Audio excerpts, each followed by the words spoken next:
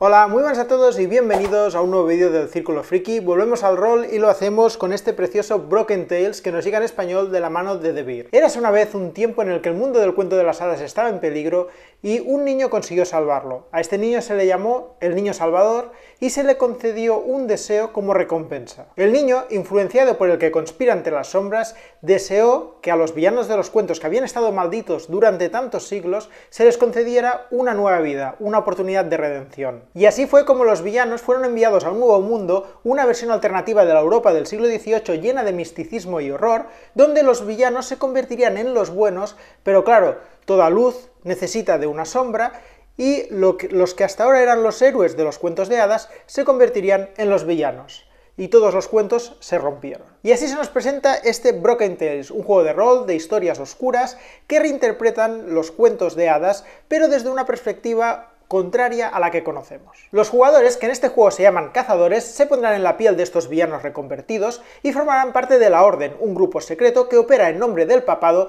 para investigar diferentes sucesos sobrenaturales. En el vídeo de hoy hablaremos en detalle de este libro, donde encontraremos las reglas necesarias para poder jugar al juego, además de 10 escenarios inspirados en clásicos cuentos de hadas, como podrían ser Los Tres Cerditos, Alicia en el País de las Maravillas, La Caperucita Roja, El Mago de Oz o Las Mil y Una Noches. Además, también os mostraré un suplemento que se adquiere aparte, que es este de aquí, que contiene 14 hojas de personaje, ¿vale?, de estos cazadores, ya pregeneradas para poder usar directamente en nuestras partidas, ¿vale? Ahora os empezaré enseñando estas hojas de personaje para que lo veáis, porque será más rápido, y luego nos centraremos en ver qué contiene este libro. Vale, pues empezamos por el suplemento. Como os he dicho, 14 hojas de cazador, ¿vale?, 14 hojas de personaje, ya pregeneradas, donde tenemos toda la información del personaje, y son personajes inspirados pues en estos cuentos de hadas, ¿vale? Ahora los veremos. Si lo abrimos, pues básicamente es eso, viene como si fuera un estuche de un vinilo, y aquí pues ya viene, bueno, lo primero sería esto de aquí, ¿vale?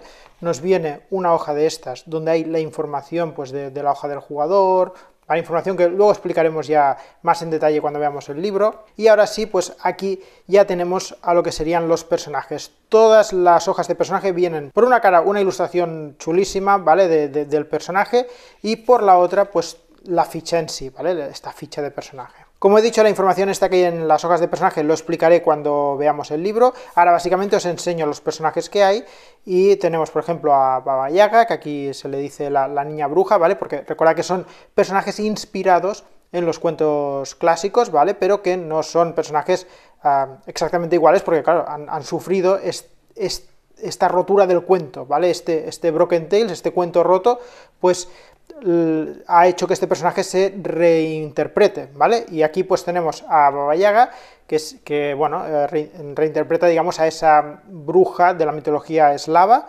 Luego aquí tenemos al asombroso flautista sin nombre, ¿vale?, pues que este vendría a ser pues el flautista de Hamelin. Tenemos también a Regina, la ladrona de corazones, que vendría a ser la reina de corazones de Alicia en el País de las Maravillas. Luego tenemos aquí Garou, el viejo lobo, que este sería pues el típico lobo feroz de los cuentos, ¿vale?, de los Tres Cerditos, o bueno, muchos cuentos tienen un lobo feroz, ¿no? Luego está Jaime el espadachín, que este vendría a ser Garfio, ¿vale?, de Peter Pan. Babai el juez, que vendría a ser el Boogeyman, ese al que llamamos pues el hombre del saco, que aterroriza a los niños malos. Luego tenemos aquí la dama de los bosques, que esta vendría a ser la bruja de Hansel y Gretel. Tenemos también a Barba Azul, ¿vale? Este pues es ese aristócrata rico, ¿vale?, pues que tenía muchas mujeres, pero bueno, que siempre acababa siendo viudo, ¿vale?, siempre acababa perdiendo a las mujeres, y su última mujer, digamos, pues cuando se casó con ella, la llevó a su castillo y tal, le dio las llaves de todas las puertas del castillo, menos una llave, y le dijo que en esa habitación pues no tenía que entrar nunca. Y bueno, en la historia pues esa mujer pues sucumbe a la tentación de ver qué hay detrás de la puerta, acaba entrando en la puerta y se encuentra pues a los cuerpos de todas las exmujeres de Barba Azul, ¿vale? Pues un poco viene a ser este Barba Azul. Tenemos también a Marina, la exploradora del mar, esta vendría a ser la bruja del mar de la Sirenita. Tenemos por aquí también al mono asombroso, ¿vale? Que este vendría a ser el Rey Mono, ese personaje astuto y arrogante de Viaje al Oeste, de la literatura china. Luego tenemos aquí a Niklaus von Krampus, que este es una figura del folclore de la Europa central, que es el que vendría a ser el compañero malo de Santa Claus, que mientras Santa Claus da regalos a los niños buenos, pues Krampus de lo que se encarga es de castigar y asustar a los niños malos. Seguidamente tenemos a Yuki-On, que está inspirada en Yuki Onna, la mujer de las nieves del folclore japonés. Es una mujer siniestra y negativa que básicamente pues se aparece a los viajeros que se encuentran por ahí desprevenidos y los congela hasta la muerte con su aliento helado. Seguidamente tenemos a San Jorge el Matadragones, bueno, muy conocido, bueno, sobre todo en Cataluña se celebra mucho el San Jordi, y bueno, pues aquí tenemos a San Jorge el Matadragones. Y el último sería el Inmortal, que está inspirado en un personaje llamado Kostzeg del folclore ruso, que es un poderoso y malvado hechicero que posee la habilidad de no morir, y esto lo puede hacer porque ha escondido su alma en una aguja, y esa aguja la ha escondido dentro de un huevo, y ese huevo lo ha escondido dentro de un pato, y ese pato lo ha escondido dentro de una liebre, y esa liebre la ha escondido dentro de un cofre de hierro, y ese cofre lo ha enterrado bajo un roble en una isla lejana, ¿vale? Entonces, digamos que esa es toda su seguridad, para que no encuentren esa aguja donde ha escondido su alma, y sería la única manera de conseguir matarlo o destruirlo, ¿vale? Encontrar esa aguja y romperla.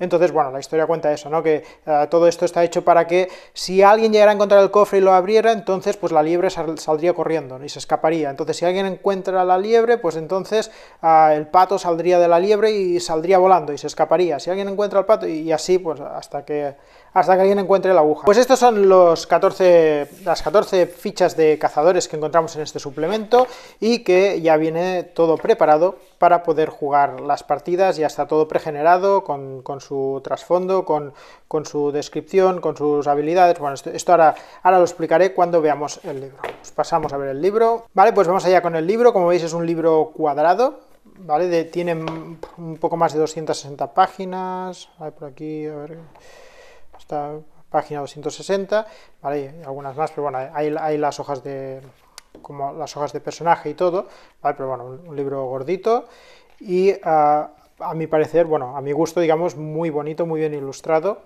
y de buena calidad, como siempre, como ya nos tienen acostumbrados, con el marcapáginas este.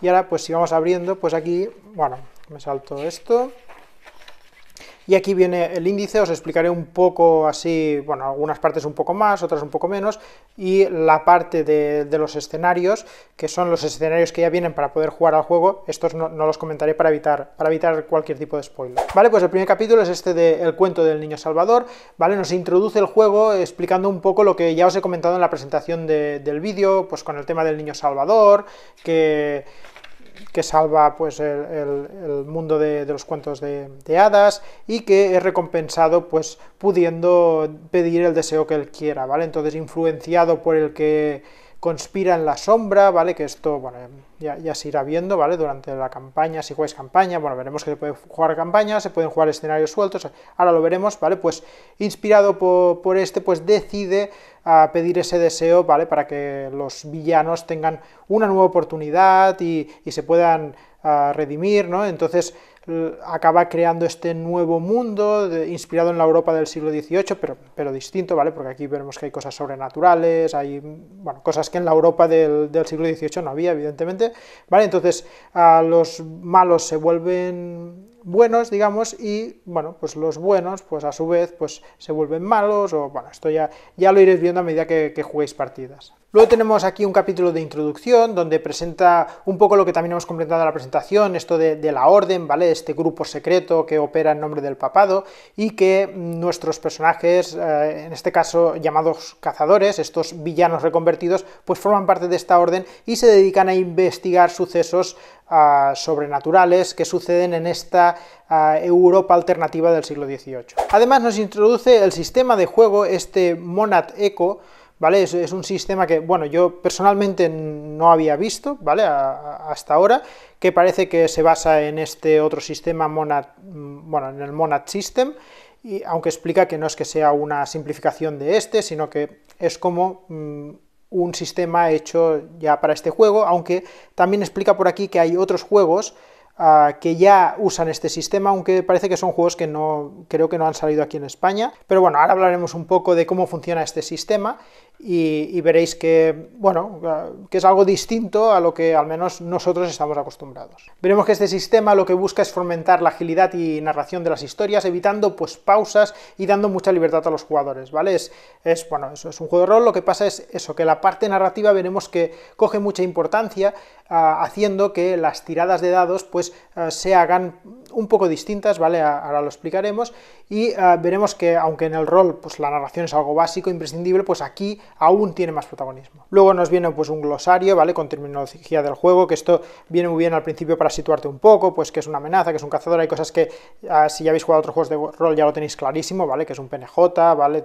Un triunfo, soma, ¿vale? Aquí hay palabras nuevas que, bueno, que son de este juego, así que está muy bien porque te las recoge todas aquí y leyéndote este primer glosario pues ya te deja cosas bastante claras. Luego tenemos la típica explicación inicial sobre los juegos de rol, qué son los jugadores, qué es el máster, que aquí en este juego el máster se llama narrador, y también habla sobre las tiradas, que aquí las llaman pruebas de posición y pruebas de defensa, ¿vale? Ahora ya lo explicaremos qué son esto de las pruebas de posición y pruebas de defensa, pero básicamente son los dos tipos de tiradas que hay. Y además otra cosa que tiene este juego es que el narrador, o sea el máster, nunca realiza ninguna tirada. Él todo lo que hace lo hace en base a la parte narrativa del juego, por lo tanto aquí el máster no necesita dados, y en cambio los jugadores sí que necesita, pero veremos que solo necesita dados de 6 caras, nada más. Con dados de 6 caras podrás hacer estos dos tipos de tiradas que hemos dicho, y a partir de ahí todo lo otro pues funciona en función a la parte narrativa del juego.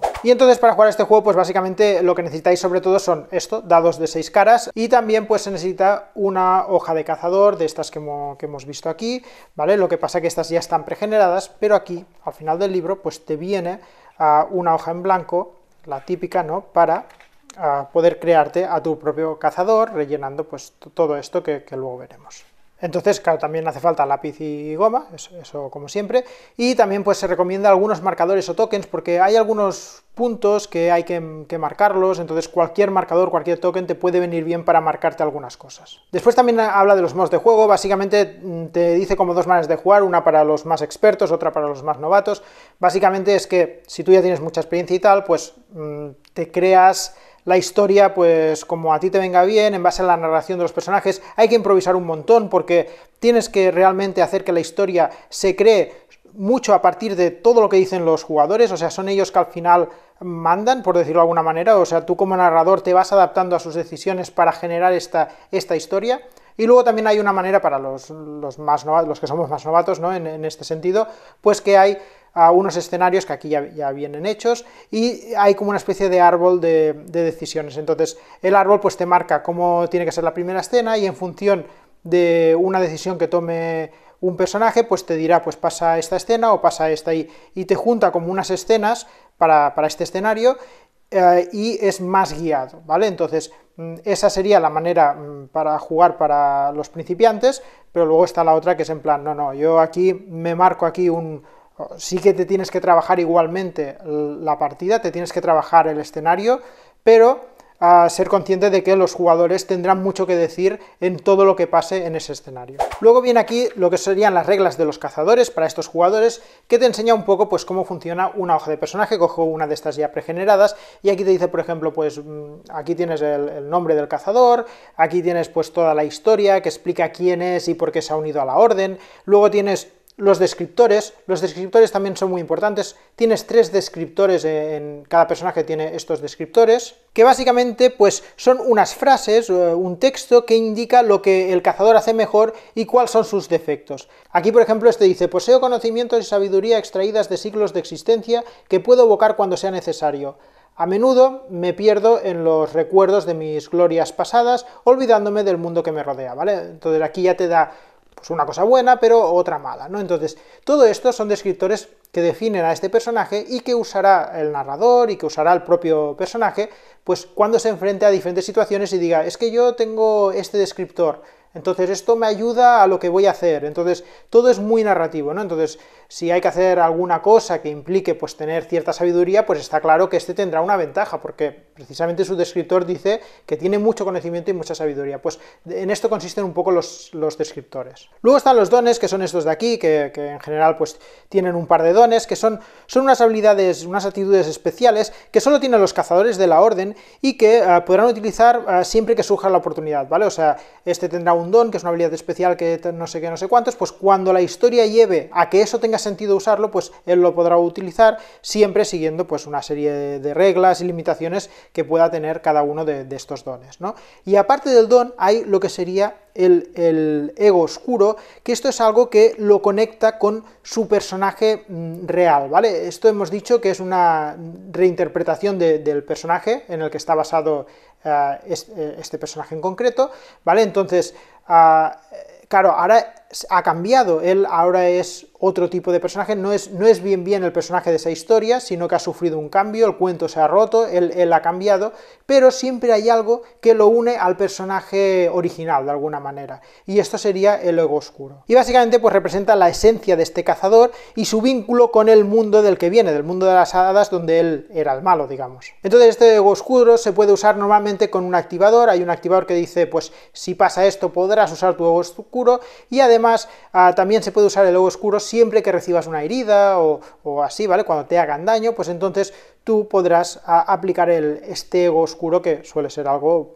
potente. Luego hay una parte donde te dice el equipo, qué equipo tienes, que también es todo muy narrativo, ¿vale? No es como los tipos de juegos que dice, tengo una armadura que me da un +2 en no sé qué, en defensa, o me da un no sé qué. No, aquí todo es muy narrativo, aquí básicamente tú te encuentras en una situación y dices, pero es que yo tengo una cuerda, pues teniendo una cuerda, pues puedes hacer esto, tal y cual, y es más narrativo, ¿vale? O como tengo una armadura, pues en un combate, pues el narrador tiene que tener en cuenta que tú tienes una armadura, así que cuando te haga esas dos pruebas que hemos dicho que hay, la de defensa y la prueba de posición, pues cuando hagas esas pruebas, lo que ajusta el narrador es la dificultad de la prueba en función de tu equipo, pero no es que la armadura en concreto me dé un no sé qué, no sé cuántos, o que este objeto me dé unos... Todo es más bien narrativo. Luego aquí tenemos un valor de Soma, ¿vale? Que este personaje, por ejemplo, pues tiene aquí un 7, que esto representa la fuerza interior del cazador y su actitud para aprovechar la verdadera esencia de un cuento roto, ¿vale? Entonces,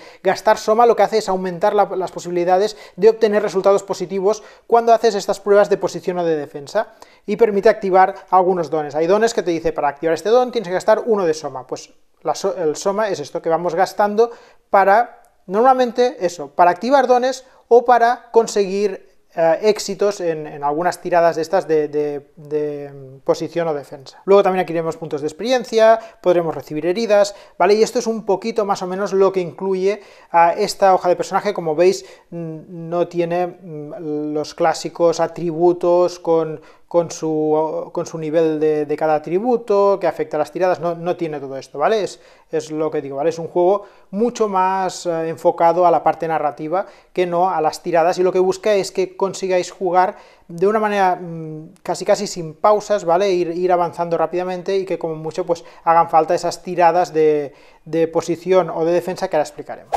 Entonces aquí ya te empieza a hablar de esas tiradas de posición y de defensa, ¿no? Entonces imaginamos que estamos pues en una trama y están pasando cosas y hay que hacer tal cosa, ¿vale? Y no está claro si el cazador, el personaje, eso lo puede hacer así sin más, o puede ser que falle. Entonces cuando la cosa no está clara es cuando el narrador dice, necesito que me hagas una prueba de posición, ¿vale? Necesito que me lances los dados para saber si realmente puedes o no hacer eso que quieres hacer. Entonces veremos ahora cómo funcionan estas pruebas, pero básicamente hay que tener muy en cuenta pues tu hoja, porque aquí tienes lo que hemos dicho, tus descriptores y tal, ¿no? Entonces, si tu descriptor indica lo que decíamos aquí, de que este personaje tiene mucha sabiduría, conocimiento, no sé qué, y lo que estás buscando es encontrar un conocimiento de no sé cuántos, pues claro, con tu descriptor el narrador puede llegar a decir, no, es que no te hace falta ni la tirada, ¿no? Tú ya esto ya lo tienes directo, o a lo mejor sí que tienes que hacer la tirada, pero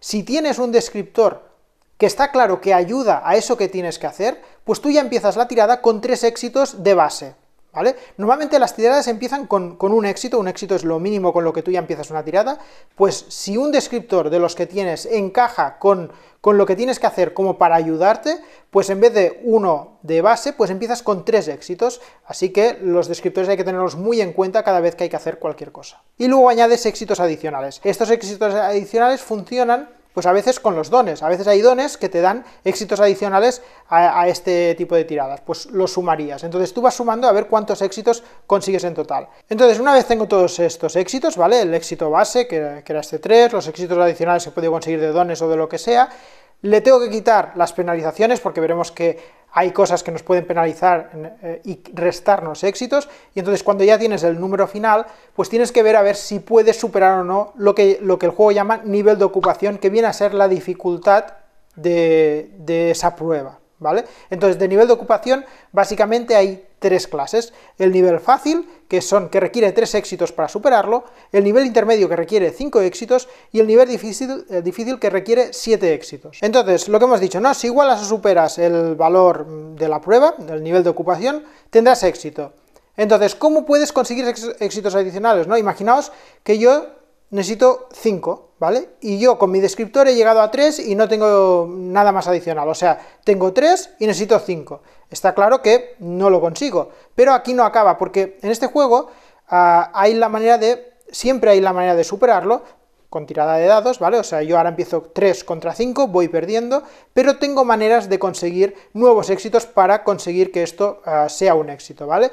Y las maneras son, una gastando soma. Si yo cojo soma y gasto 1 de soma, añado un éxito, ¿vale? Por cada soma que yo gaste, añado un éxito. Y esto es algo seguro, es decir, si yo tenía 3 y necesito 5 y gasto 2 de soma, pues tengo 5 y supero seguro. Aquí no hay posibilidad de error, ¿vale? Otra manera es decir, no, la soma me interesa conservarla y no quiero gastar para conseguir el éxito, pero quiero tener éxito. Pues la otra es hacer una especie de apuesta, y ahí entran en juego los dados de 6 caras, ¿vale?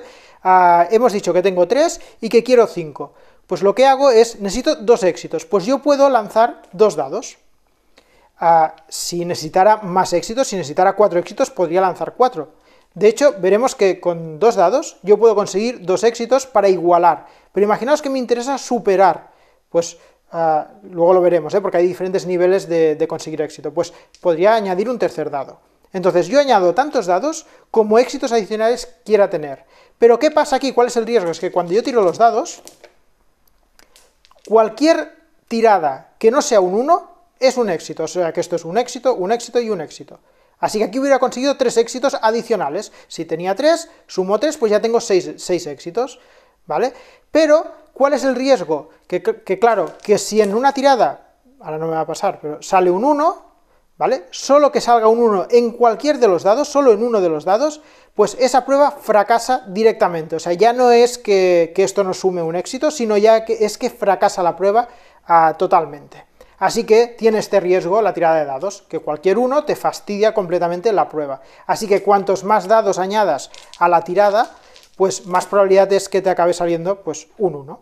Con lo cual, más probabilidades de que acabes fracasando la prueba. Así que también se puede hacer una especie de combinación, ¿no? Decir, mira, necesito 2 éxitos, pues mira, pongo uno con el soma, gastando 1 de soma, y el otro me la juego a un dado. Y a un dado, bueno, siempre te puede salir un 1, pero bueno, es más fácil que te salga un éxito que no cuando tiras 4 dados, 3 dados o los que sean. Entonces, como veis, el sistema es súper sencillo, ¿vale? Hay un nivel de ocupación y tú tienes unos éxitos de base y añades los adicionales que quieras para conseguir igualar o superar ese nivel de ocupación. Y esto es siempre, en cualquier cosa, ¿vale? Es decir, cualquier prueba, ya sea una prueba, digamos, que sea abrir una puerta, o que sea atacar a un enemigo, o que sea... Cualquier prueba funciona así, un nivel de ocupación y unos dados de 6 caras. Y la parte narrativa de decir, pues yo tengo esto, que esto me suma tal, o como yo tengo una armadura, pues a lo mejor el narrador dirá, hombre, como tienes una armadura, pues el nivel de ocupación, pues no sé qué, es más bajo, o lo que sea. Entonces puede ser que reste 1 al nivel de ocupación, y en vez de 5 de nivel, pues sea 4, pues porque tienes una armadura, o que sea 4, pues o porque tienes una arma, o lo que sea. Entonces, una vez hemos superado, claro, aquí hay diferentes, lo que decía, diferentes niveles de superar una prueba. Hemos dicho que si igualas o superas, es un éxito, vale, tienes éxito en esa prueba. Pero hay diferentes grados de éxito. Si yo tenía que conseguir 5 y he conseguido 5 exactos, pues esto sería un resultado igual al nivel de ocupación, y esto es un triunfo, ¿vale? O sea, he conseguido la prueba, es un triunfo, pero con un coste, es decir, habrá algo negativo. Sí, consigo lo que quiero, pero tiene un coste, ha pasado algo que me hubiera gustado que no pasara, ¿no? Y eso lo decidirá el narrador en función de la historia, pues dirá, pues mira, se te ha roto la espada, o sea, has conseguido matar al enemigo, pero se te ha roto la espada, o yo qué sé, o sí, has conseguido hacer lo que querías, pero ahora estás en desventaja y por lo tanto en la próxima tirada tendrás un -1 de penalización, con lo cual en la siguiente tirada te restará un éxito a tus éxitos, ¿vale? Entonces, estas son cosas con coste. En cambio, si superas de 1 el nivel que te marcaban, si tú tenías un 5 y consigues un 6, superas de 1, entonces esto es digamos, es un triunfo estándar. Aquí no ha pasado nada, digamos, ha pasado que has tenido éxito, pero no tienes ningún efecto negativo ni tampoco positivo, simplemente consigues lo que querías, nada más.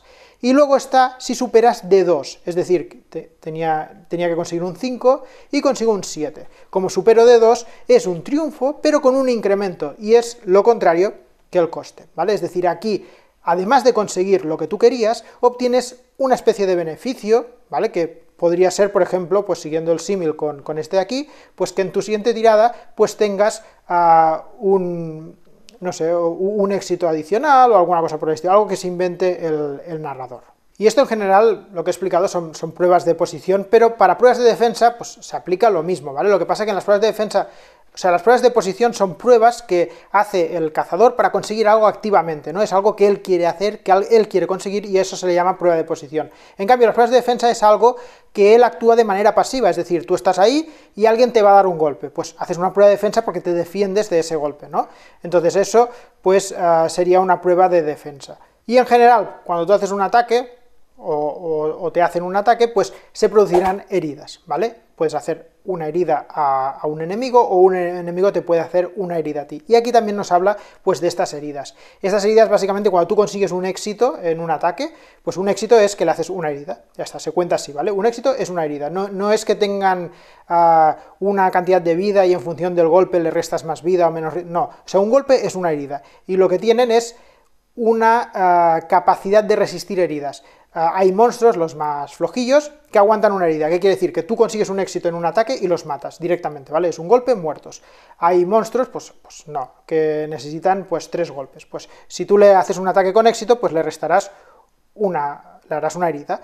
Tendrás que hacerle otro ataque para quitarle otra, y otro ataque para quitarle otra, ¿vale? Y así funciona un poco esto. Y con el jugador funciona igual. Tenemos unas heridas, entonces cada vez que nos hacen una herida, pues nos la apuntamos aquí, ¿vale? Si te hacen una tercera herida, pues puedes acabar fuera de la partida, o muerto, o bueno, algo que eso ya decidirá el narrador en función de cómo vaya la trama. Las heridas también forman parte de esta parte narrativa del juego, es decir, si a ti te hacen una herida y, por ejemplo, pues el narrador considera que te han herido una pierna o lo que sea, pues a partir de ahí tú te apuntas que tienes una pierna herida, ¿no? Entonces, a partir de ahí puede ser que, según que tengas que hacer, si necesitas las piernas para hacerlo, pues tengas un penalizador, ¿vale? Entonces, todo, al final, afecta a la narrativa del juego.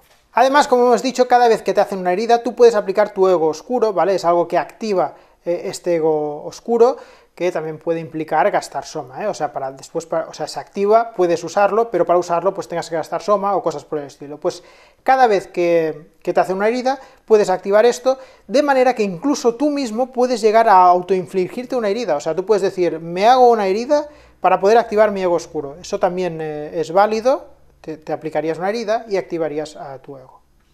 Y luego aquí nos acaba hablando del interludio, que es otra parte importante del juego, que básicamente veremos que un escenario se divide en escenas, ¿vale? O sea, cuando juguemos un escenario, pues viviremos una escena, luego otra escena, hasta que acabemos el escenario.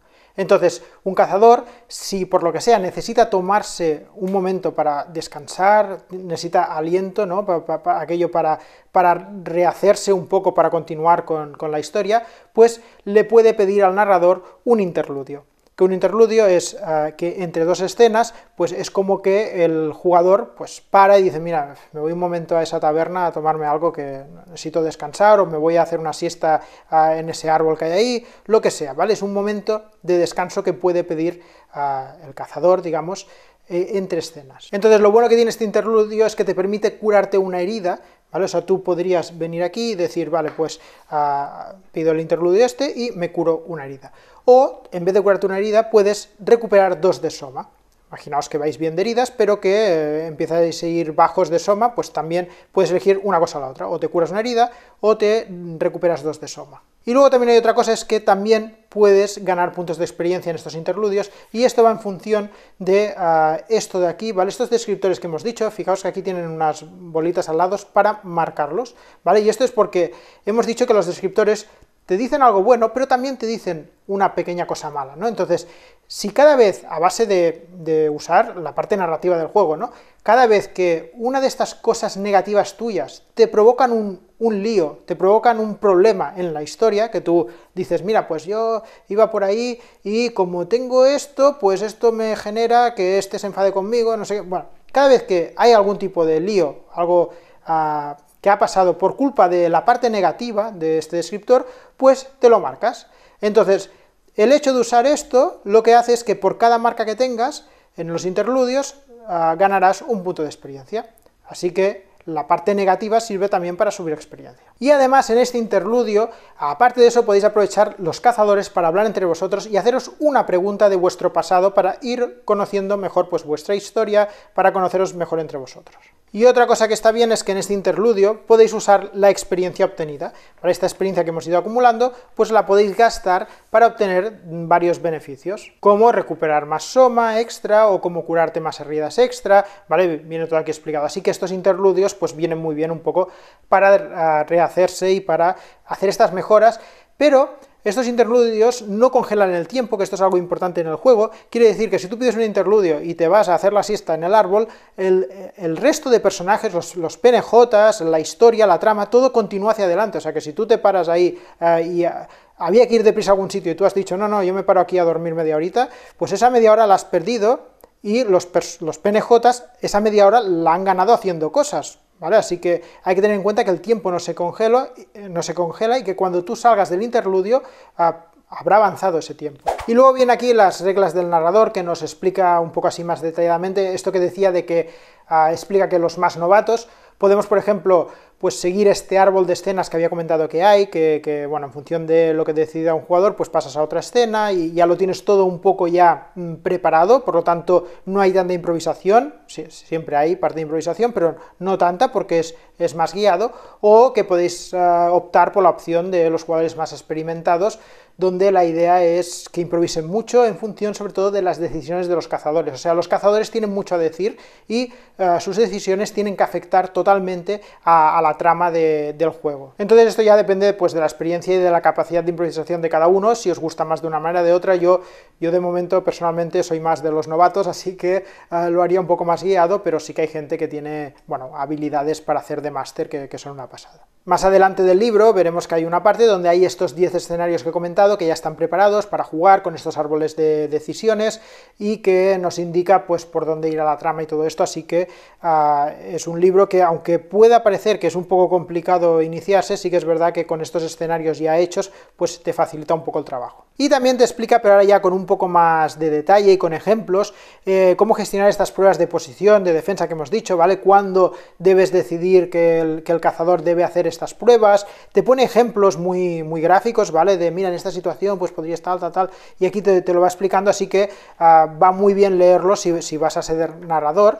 Y pasado de aquí, pues ya te viene a lo que sería, bueno, cómo gestionar la información, es decir, los jugadores necesitan información para avanzar en la trama, ¿no? Entonces hay cosas que ellos tienen que acabar sabiendo sí o sí, porque si no vas a estancar la trama y no es lo que quieres. Así que aquí te dice un poco cómo gestionar esto, porque no puedes hacer que una información dependa de una tirada que puedan fracasar y que luego no puedan tener esa información y que luego pues fastidien la trama, ¿no? Entonces hay cosas que ya de por sí los jugadores, tal vez por alguno de sus descriptores o por algún don o por lo que sea, es información que tienen que acabar consiguiendo, y si no, pues tienen que conseguirla de alguna manera, o si no pueden conseguirla porque hacen un fallo al obtenerla, pues tienes que darle la posibilidad de irla a buscar a otra persona, que dices, mira, pues esa persona te puede dar esa información, o sea que no bloquear la trama con el tema de gestionar esta información necesaria para avanzar en ella, ¿vale? Así que eso te lo explica aquí, y luego ya aquí vienen detalles, ya más detalles, o sea, hasta aquí te dice, mira, si quieres ya puedes empezar a jugar aquí, ¿no? Lo que pasa que aquí, sobre todo para los jugadores más novatos,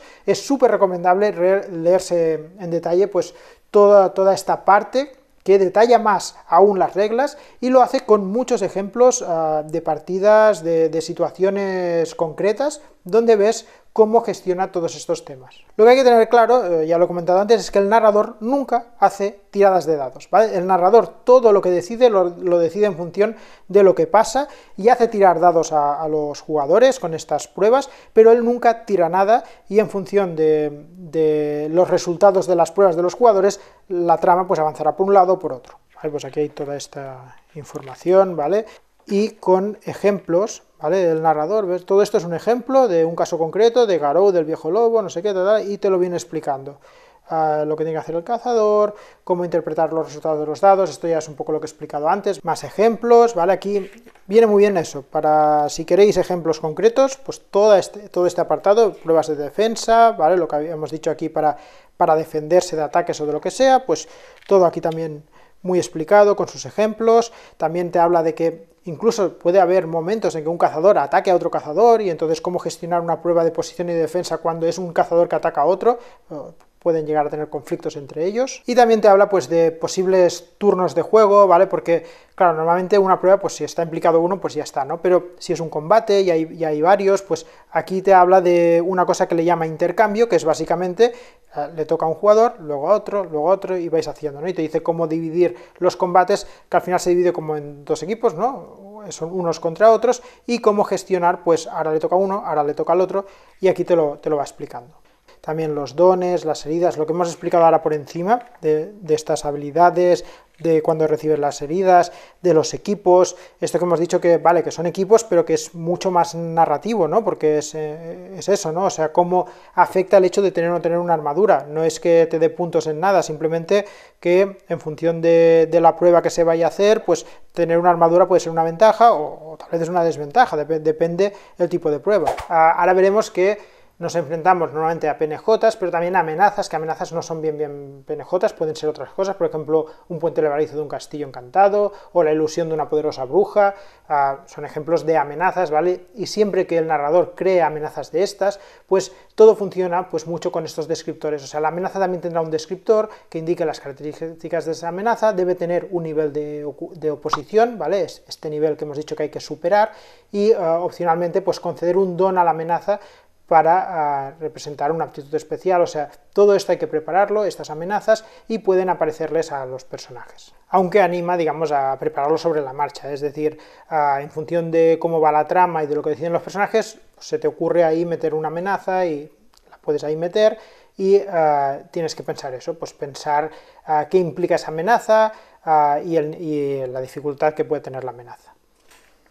Y aquí te dice también pues dones genéricos que puedes añadir a estas amenazas. Luego nos habla de los PNJs. De PNJs, básicamente el juego funciona a través de PNJs y de amenazas y tal, ¿vale? Pues PNJs tenemos de tres tipos. Tenemos los PNJs principales, que son los, digamos, los antagonistas de la historia, ¿vale? Los que ahora vendrían a ser los malos del escenario, o al menos son personajes que pueden marcar fuertemente la trama, sí, son personajes importantes dentro de la trama. Luego tenemos personajes menores, que son personajes mindundis, de estos que acompañan a lo mejor a los personajes principales, y que normalmente pues veremos que mueren más fácilmente, ¿vale? O sea, con un toque, una herida, estos suelen morir con una herida. Y luego tenemos presencias oscuras, que al igual que los cazadores, son personajes que vienen del mundo del cuento de las hadas, ¿vale? O sea, son personajes que al romperse el cuento, pues también han acabado aquí, y estos personajes, pues tanto pueden ser aliados, como oponentes, como personajes neutrales, ¿vale? Y aquí en este libro ya te explica algunas presencias oscuras, y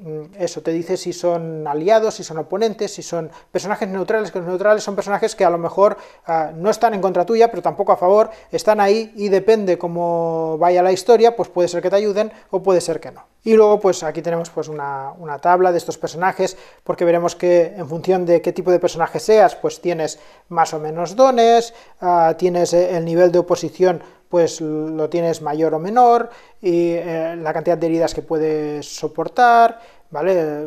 Su objetivo, todo esto, pues aquí te viene cómo definir un poco estos personajes y los dones que pueden tener, que aquí tienes una serie de dones genéricos. Siempre te dice básicamente que cuando asignes dones o cosas por el estilo, ¿vale? O descriptores a los personajes, que te fijes en algunos que ya estén hechos, ¿no? Por ejemplo, si tienes el suplemento este con los cazadores pregenerados, ¿no?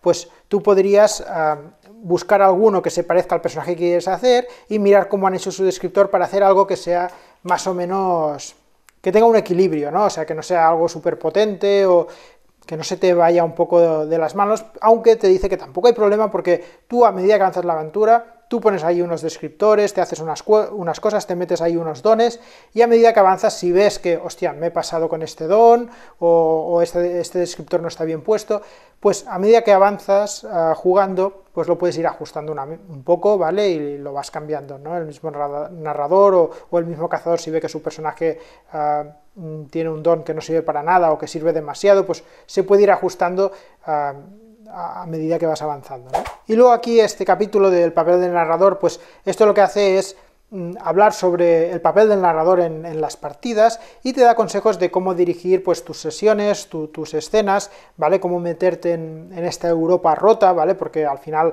es una Europa del siglo XVIII, pero modificada, ¿vale? Una versión alternativa de esta Europa que puede tener muchas cosas de la Europa histórica, pero también otras que no, ¿vale? Entonces aquí pues te va explicando diferentes consejos, que está bien leérselos también, como por ejemplo cuando pierdes las pruebas, o cuando estás aquí con tus personajes, los PNJs tienen que tener unos objetivos, pues definir los objetivos de estos personajes. Al final, como todo es muy narrativo, digamos, si tú haces un PNJ que su objetivo es tal cosa, pues siempre tienes que basarte en que sus actuaciones serán en función a ese objetivo. Si su objetivo principal es acabar con otro personaje, hará lo que sea para acabar con ese personaje, incluso a veces arriesgando o haciendo cosas que tal vez si no tuviera ese objetivo no haría, entonces cosas por el estilo.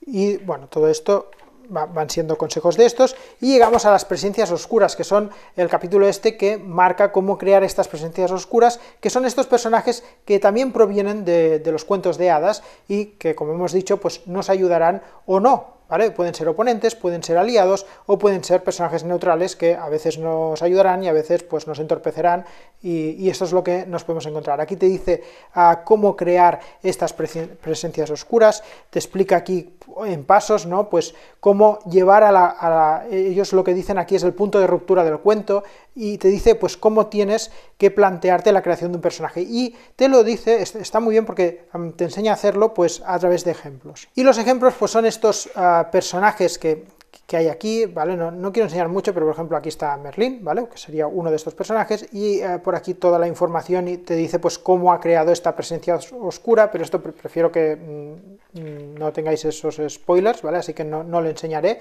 pero te dice que básicamente pues hay que seguir estos 4 pasos, definiendo pues sus características, sus dones, sus objetivos, y con eso te creas esa presencia oscura para meterlas en las partidas. De estas presencias oscuras pregeneradas, que he dicho que hay aquí, que ahora me saltaré, ¿vale? Me saltaré todas las páginas donde están esas para que no las veáis, ¿vale? Pero hay pregenerados 19 presencias oscuras. De esas 19 pues podemos encontrar, por ejemplo, pues a Merlín, que es el que os he enseñado la imagen, también está Juan Mulán, está el gato con botas, ¿vale? Bueno, varios personajes conocidos de los cuentos de hadas que, bueno, ya os encontraréis si os ayudarán o no, ya lo veréis. Vale, pues si me salto todas estas presencias oscuras, llegamos aquí a lo que sería la creación de cazadores, y también te enseña paso por paso cómo crear a estos personajes principales estos personajes jugadores del juego, ¿vale? Entonces, aquí está muy bien porque también te lo hace muy guiado, muy con ejemplos, y por ejemplo, pues aquí tenemos el Capitán Garfio, bueno, la versión que han hecho del Capitán Garfio, que es este Jaime el Espadachín. Y ahora aquí lo que os hace es crear un ejemplo de otra versión alternativa del Capitán Garfio. Así que aquí ya hay una pregenerada, y aquí te dice, vale, pues ahora imaginaos que queréis crear al cazador Capitán Garfio. Pues ¿cómo lo haríamos? Y os hace una distinta a esta, para que veáis que realmente podéis crearlo como queráis vosotros. Aquí tenemos 14 ya pregenerados, pero los podéis generar de otra manera, rompiendo el cuento de otra manera. Entonces básicamente te dice que busques en la Wikipedia directamente, ¿vale? O sea, ese personaje, el personaje que queréis romper, del cuento que queráis romper, podéis elegir el que os dé la gana, y te dice pues que recopiles información, ¿vale? Para inspirarte en cómo romperías el cuento, y aquí pues te hace el ejemplo que decíamos con Peter Pan, ¿no? Que busques esas palabras claves del cuento para luego darles la vuelta o ponerlas como a ti te interese. Inventarte pues ese trasfondo, ¿vale? Que lo acaba llevando a este punto de ruptura que le da tanta importancia en el libro, porque consiste en eso, en romper los cuentos para cambiarlos, ¿vale? Y pues cómo crear pues sus descriptores y todo, fijaos, todo con ejemplos para llevar a la creación de este Capitán Garfio, ¿vale? Los descriptores, esas cosas negativas, esas desventajas también, la creación de dones. Siempre os dice eso, que os baséis en cosas que ya haya en el juego y que veis similitudes para ajustar un poco estos dones y estos descriptores para que no salgan muy desequilibrados. Luego también hay unos efectos arquetípicos, que es lo que pasa pues cuando pones en juego un don, ¿no? Entonces aquí pues tienen algunos, ¿no? Un éxito adicional, 2 éxitos adicionales, 3 adicionales, una acción adicional, aliados, apoyo, lo que sea, ¿vale? Y te explica cada uno el efecto que tiene, las palabras clave, los consejos, cómo usarlos y cómo meterlos en tu personaje. Y también el coste, porque veremos que hay un coste para activar según qué dones, y por ejemplo el que habíamos dicho del ego oscuro usaba el efecto activador, ¿vale? Que este es obligatorio, que para activar el ego oscuro tienes que haber hecho este efecto activador. Entonces aquí pues te dice todo de costes que puedes añadir, siempre eso, buscando algún ejemplo que ya tengas, y te hace el ejemplo del Capitán Garfio también siguiendo qué cogería de aquí y todo eso. Ponerle un nombre al don, y bueno, básicamente eso es, siempre con el ejemplo, y llegamos hasta aquí, ¿vale? O sea, hasta que has creado al cazador. Y a partir de aquí te explica cómo funciona el tema de los escenarios. Los escenarios también tienen una hoja aquí al final del libro, que sería esta de aquí, ¿vale? Para definir tu escenario, pues el contexto, la historia hasta ahora, la historia cuando llegan los cazadores, dones del escenario. Veremos que los escenarios también tienen dones, que son dones que podrán conseguir los personajes cuando estén en este escenario, cuando pasen diferentes cosas, acontecimientos que pueden pasar en ese escenario, pues todo esto así para prepararte un escenario. Recordad que un escenario al final es un suceso de escenas y que es lo que acaba definiendo pues la partida, ¿no? Lo que estamos viviendo. Pues aquí te dice cómo definir también unas palabras clave. O sea, aquí, como ya te vienen escenarios, claro, el narrador, no os los enseñaré tampoco los escenarios porque también sería un poco spoiler, ¿vale? Pero hay unos escenarios que ya vienen pregenerados y ahí podéis ver cómo se han creado y cómo deberíais crear los vuestros propios, ¿no? Estas palabras clave que dice por aquí pues son palabras que podrían afectar, digamos, los sentimientos de los jugadores o temas delicados que tenga ese escenario. Entonces lo pone ahí como palabra clave. Entonces es para que de alguna manera puedas estar seguro de que jugar ese escenario no va a hacer sentir mal de alguna manera a los jugadores o cosas por el estilo. Entonces, claro, estas palabras clave es mejor no decirlas, porque es que si las dices te cargas, acabas metiendo spoilers, ¿no? Si tú en un escenario dices, sí, aquí puede pasar tal cosa, pues ya sabes qué pasará, ¿no? Entonces ya te estás haciendo spoilers. Pero el escenario tiene eso, por si conoces a tus jugadores, saber si ese escenario puede ser mejor evitarlo con depende qué jugador o depende qué jugador. Bueno, pues lo dicho, ¿no? Aquí os enseña cómo crear a estos escenarios, también con sus pasos, elegir el cuento de hadas que vas a romper. Claro, pensad que vosotros vais a romper uno de los cuentos para crear un escenario sobre ese cuento, y luego allí vais a meter personajes de otros cuentos también, o sea, pero tendrá esos personajes principales, ¿no? Si es el cuento de la Caperucita Roja, pues la Caperucita Roja va a salir, ¿no? En ese cuento, y seguramente también saldrá el cazador, y saldrá pues la abuela, y lo que sea.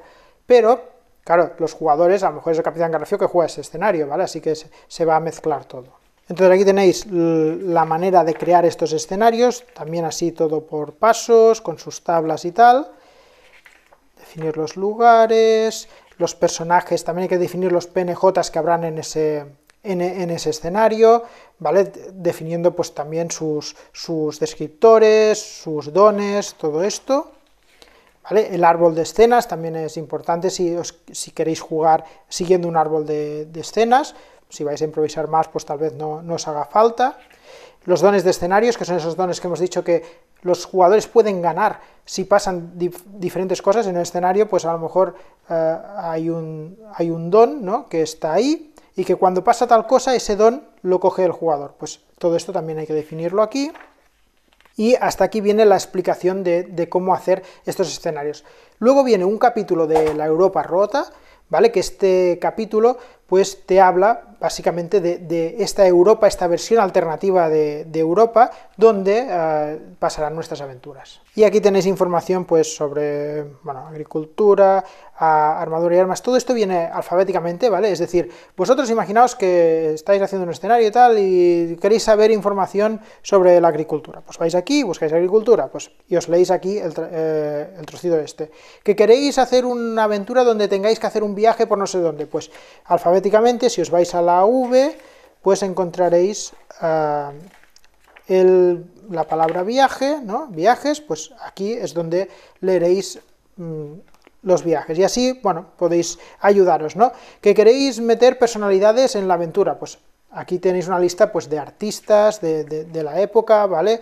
Académicos, científicos, políticos, y todo así, ordenado alfabéticamente para que tengáis la información a mano, ¿no? Que queréis saber cosas de la nobleza, pues nobleza, de la orden, pues la orden, de la religión, religión, vale, pues todo esto es información de esta Europa para adaptarla a nuestra Europa, digamos. Y luego a partir de aquí viene la zona de spoilers, que esto es lo que no voy a enseñar, que aquí viene todos los escenarios ya pregenerados, ¿vale? Estos escenarios con sus árboles de decisiones para poder, con sus escenas, ¿vale? Te viene en cada escenario, te dice, mira, pues este escenario tiene escena 1, vale, Cuando acaba escena 1 te dice que los jugadores quieren hacer esto o quieren hacer lo otro, vale, si hacen esto, pásate a la escena tal, si hace esto, pasa a la escena tal, y vamos, es un árbol pequeñito, ¿vale? De aquí pasas allí, de allí a lo mejor acabas yendo al mismo sitio que si hubieras ido por otro lado, pero bueno, te indica un poco el camino a seguir para tu aventura. Y también te detalla, pues, todo lo que son los acontecimientos que pasan en los escenarios, las ubicaciones con sus descriptores, dónde pasan estas cosas, qué descriptores hay en esas ubicaciones, ¿vale? O sea, qué cosas pueden pasar en esas ubicaciones, qué dones pueden haber en esas ubicaciones, todos los PNJs que participan en el escenario, pues toda esa información la tenéis aquí por escenarios. Hay un total de 10 escenarios y no os los enseñaré, pero sí que os diré que un escenario está basado en el Caperucita Roja, otro en Pinocho, otro en la pequeña cerillera, otro en el Soldadito de Plomo, otro en Alicia en el País de las Maravillas, otro de Tubstar, que es como un escenario especial que se puede jugar así en una sola sesión y tal, y se podría introducir a Sherazade, ¿vale? Otro de las 1001 noches, también es otro especial para partidas cortas o para hacer en medio de una campaña, ¿vale? Luego está uno de los 3 cerditos, otro de San Jorge y el dragón, ¿vale? Que también es otro de estos así un poco especiales, y luego hay uno de El maravilloso Mago de Oz, que está dividido en 3 partes, ¿vale? En 3 partes distintas, y viene todo explicado, dice parte 1, tal, y acabas el escenario, luego sigues a parte 2, tal, y acabas el escenario, y parte 3, por lo tanto es como un escenario dividido en 3 escenarios. Vale, pues me he saltado toda la parte esta de escenarios, ya vamos llegando al final del libro, y aquí te viene cómo jugar una campaña. O sea, Broken Tales está pensado para jugar así escenarios sueltos, podéis jugarlo tranquilamente, pero también podéis decidir jugarlo en modo campaña. De hecho, este modo campaña es la mejor manera de jugarlo para explorar la historia de El que conspira en las sombras, ¿vale? Para ir avanzando en esta trama. Aquí el narrador puede leer todo lo necesario en este capítulo sobre el tema y las pistas que tiene que dar, que tiene que dejar ir cayendo, digamos, a los personajes durante la campaña para que puedan avanzar en la trama esta del que conspiran las sombras, y así los cazadores puedan explorar todo el mapa y buscar en diferentes zonas de esta Europa del siglo XVIII, ¿no? Aquí tenéis un mapa con todos los lugares, estas localizaciones, y luego también en los escenarios esos que vienen hechos, te dice dónde pasa cada escenario de esto. Entonces, claro, en una campaña, pues los jugadores pueden decidir desplazarse por diferentes sitios, ir visitando diferentes localizaciones donde jugar diferentes escenarios, e ir avanzando en la trama del que conspiran las sombras. Y lo de las pistas que os decía son cosas que el narrador irá, dando en cuentagotas, ¿vale? A medida que vayan avanzando los escenarios a los jugadores para que al final pues consigan llegar al final de la campaña y descubrirlo todo.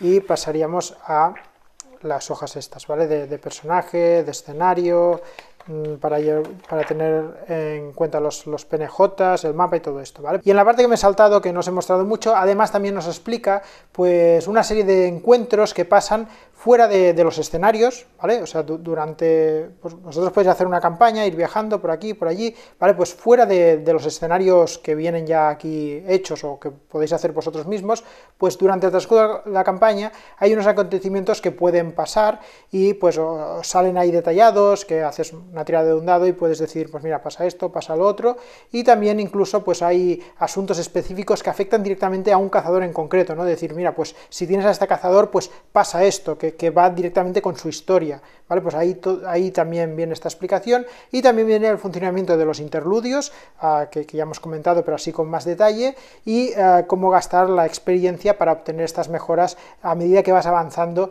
esta campaña, ¿vale?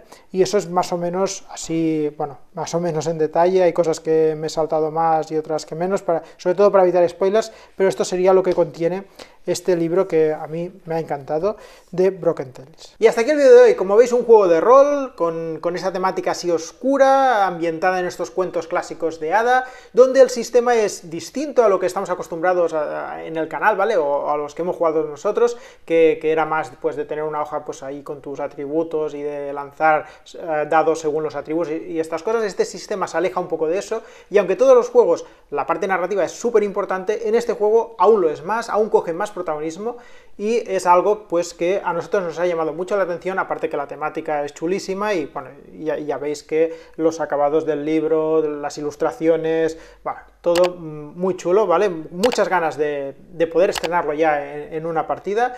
Espero que os haya gustado el vídeo, un saludo y hasta la próxima.